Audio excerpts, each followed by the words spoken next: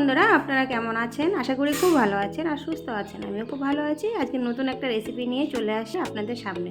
আজকে তেল ছাড়া বেগুন ভাজার রেসিপি আপনাদের সামনে করে দেখাবো। তো বন্ধুরা, আমি কিভাবে তেল ছাড়া বেগুন ভাজা করি আপনারা অবশ্যই সঙ্গে থেকে পুরো ভিডিওটা দেখুন। স্কিপ না করে পুরো ভিডিওটা দেখুন, তাহলে আপনারা বুঝতে পারবেন। আর আপনারা যারা খাননি অবশ্যই একবার হলেও এইভাবে খান বেগুন ভাজা তেল ছাড়া। একবার যদি খান মুখে লেগে থাকবে আর মনে হবে না যে তেল দিয়ে বেগুন ভাজা খাই। এইভাবেই তেল ছাড়া বেগুন ভাজা খেতে চাইবেন। তো বন্ধুরা, পুরো ভিডিওটা সঙ্গে থেকে দেখুন, আশা করি আপনাদের ভালো লাগবে। বন্ধুরা, এইবার বেগুনগুলো আমি কিন্তু কেটে বেছে ধুয়ে নিয়েছি সুন্দর করে। আর এইভাবে কিন্তু মোটা মোটা করে কাটতে হবে। তো বন্ধুরা আমি বেগুনগুলো কিন্তু সুন্দর করে সাজিয়ে নিলাম থালের মধ্যে।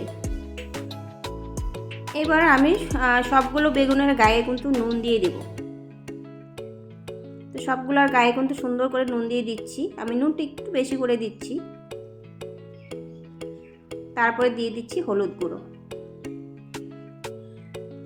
এবার দিয়ে দেব লঙ্কার গুঁড়ো। আর লঙ্কার গুঁড়োটা কিন্তু কাশ্মীরি লঙ্কার গুঁড়ো না, এটা ঝালের জন্য, এটা ঝাল হবে লঙ্কার গুঁড়োটা।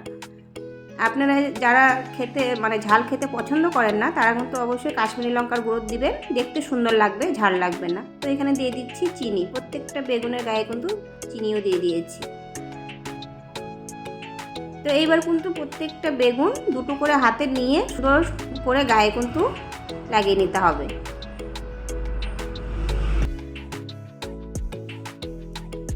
দেখুন বন্ধুরা, এক সাইড কিন্তু লাগিয়ে নিয়েছি ঘষে, আরেক সাইড কিন্তু আবার লাগিয়ে নিতে হবে। দু সাইডেই কিন্তু ভালো করে এভাবে ঘষে ঘষে লাগাতে হবে, না হলে কিন্তু মশলাগুলো ভিতরে ঢুকবে না। বেগুনের ভিতরে না ঢুকলে আর সেই বেগুন কিন্তু খেতে ভালো লাগবে না। তো মশলাগুলো সব সুন্দর করে, আর এই যে সাইডগুলো কিন্তু আমি আঙুলটা দিয়ে সুন্দর করে পরিষ্কার করে নিচ্ছি।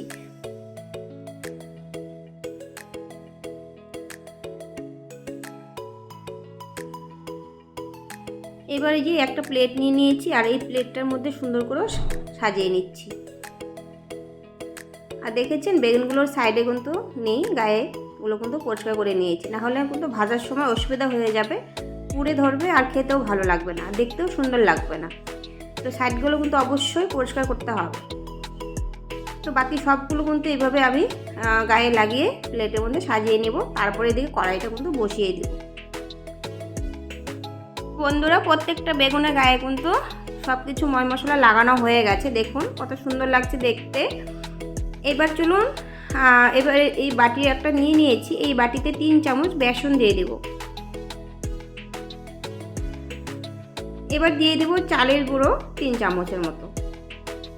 এবার দিয়ে দিচ্ছি একটুখানি গরম মশলার গুঁড়ো, লঙ্কার গুঁড়ো, হলুদ গুঁড়ো দিয়ে দেব, কালো জিরে দিয়ে দিয়েছি, নুন দিয়ে ভালো করে সুন্দর করে এবার চামচ দিয়ে সুন্দর করে মিশিয়ে নিতে হবে। ভালো করে মিশাতে হবে কিন্তু প্রত্যেকটা সুন্দর করে যেন মশলাগুলো মিশে যায়। আর এবার লাস্টে দিয়ে দিচ্ছি ম্যাগি মশলা, যেটা আমাদের ম্যাগি বাচ্চারা খায় বাড়িতে, সেই ম্যাগি মশলা, ম্যাগির ভিতরে যে মশলাগুলো থাকে প্যাকেটগুলো, সেই ম্যাগি মশলা 1 প্যাকেট দিয়েছি। আর এইবার কিন্তু এই যে বেগুনগুলো দেখতেই পাচ্ছেন, এবার কিন্তু সুন্দর করে দেখুন এইভাবে লাগাতে হবে।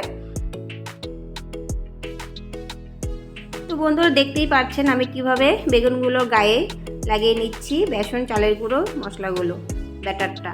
তো এইভাবে কিন্তু করতে হবে, লাগাতে হবে। আর এই যে সাইডগুলো দেখতে পাচ্ছেন, এটা কিন্তু আঙুল দিয়ে পরিষ্কার করে নিচ্ছি, কেন এটা আবার পুড়ে যাবে, ভালো লাগবে না, দেখতেও সুন্দর লাগবে না।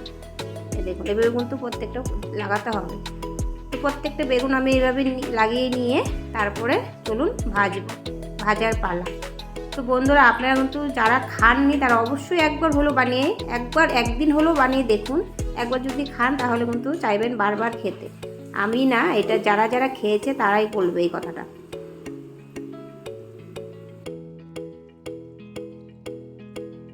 এভাবে লাগিয়ে 5 মিনিট রেখে দিয়েছিলাম, আর 5 মিনিট বাদে দেখুন কতটা শুকিয়ে গেছে, মানে টেনে নিয়েছে মশলাগুলো। বেগুনের যে একটা দরকে সেটাই কিন্তু টেনে নিয়েছে। এইবার চলুন ভাজার পালা।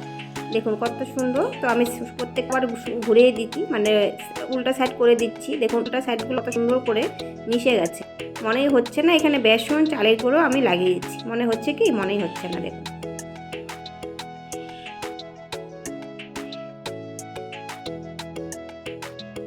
ধরো আমি কিন্তু কড়াই অনেকক্ষণ আগেই বসিয়ে দিয়েছি, কড়াইটা কিন্তু ভালো মতো গরম হয়ে গেছে। তারপরে কিন্তু বেগুনগুলো দিতে হবে। ঠান্ডা কড়াইতে কিন্তু বেগুন দেওয়া যাবে না, না হলে কি হবে, লেগে ধরবে, উঠতে চাইবে না। প্রত্যেকটা যতগুলো বানিয়েছি আমি সবগুলো, আর কড়াইটা বড় আছে যেহেতু সবগুলো এঁটে যাবে। দেখুন আমি কিন্তু সবগুলো দিয়ে নিয়েছি সুন্দর করে। এইবারে কিন্তু একটা ঢাকনা দিয়ে ঢেকে দেব। বন্ধুরা 5 মিনিট রেখে দিয়েছিলাম ঢেকে। 5 মিনিট বাদে কিন্তু এবার আমি সবগুলো প্রত্যেকটা বেগুনের পিস উল্টে দেব। দেখুন কত সুন্দরভাবে উঠে যাচ্ছে। আপনারা কিন্তু দেখেছেন 1 ফুটটাও কিন্তু তেল দেইনি, 1 ফুটটাও তেল দেইনি। এটা বেগুন ভাজাতে তেল দেওয়ার কোনো প্রয়োজনই নেই। কত সুন্দর করে উঠে যাচ্ছে, একটা বেগুনও কিন্তু লাগেনি, কড়াইয়ের মধ্যে লেগে ধরেনি। আর গ্যাসটা কিন্তু ওভেনটা একদম কমিয়ে রাখতে হবে, নাহলে লেগে ধরবে। এবার প্রত্যেকটা বেগুন উল্টে দিয়ে আবার কিন্তু ঢেকে দিয়েছিলাম 5 মিনিট। 5 মিনিট বাদে আবার ঢাকনা খুলেছি। দেখুন কত সুন্দর করে উঠে যাচ্ছে। তো এইবার কিন্তু মাঝে মাঝে পাল্টে এইভাবে করতে হবে, পাল্টে পাল্টে দিতে হবে, উল্টে পাল্টে করতে হবে, মাঝে মাঝে ঢেকে দিতে হবে। আবার এই যে 2বার কিন্তু এবার নিয়ে 3বার ঢেকে দিয়েছি, 3বার কিন্তু উল্টে দিয়েছি। তো এবার কিন্তু হয়ে গেছে বন্ধুরা। এবার তুলে নেব। বেগুনগুলো একদম সুন্দরভাবে পারফেক্টভাবে ভাজা হয়ে গেছে।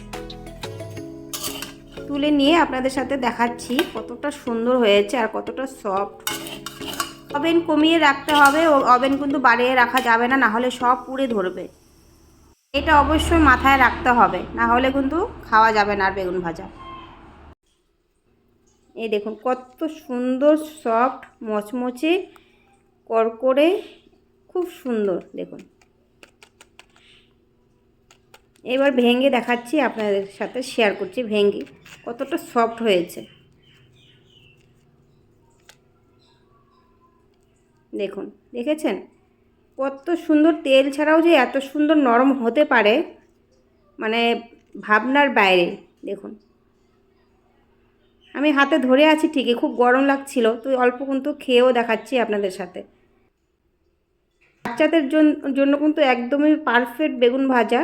আর শুধু লঙ্কার গুঁড়োটা না দিলেই চলবে, যেমন কাশ্মীরি লঙ্কার গুঁড়োটা দিতে পারেন, এটা ঝাল লাগবে না, দেখতে সুন্দর লাগবে। আর আমি যেই লঙ্কার গুঁড়োটা দিয়েছি একটু ঝালের জন্য। বন্ধুরা বেগুন ভাজার রেসিপিটা কেমন হয়েছে কমেন্ট করে কিন্তু অবশ্যই বলবেন। আর যদি ভালো লাগে একটা করে লাইক দিয়ে যাবেন। তো বন্ধুরা আজকের মতো এখানেই।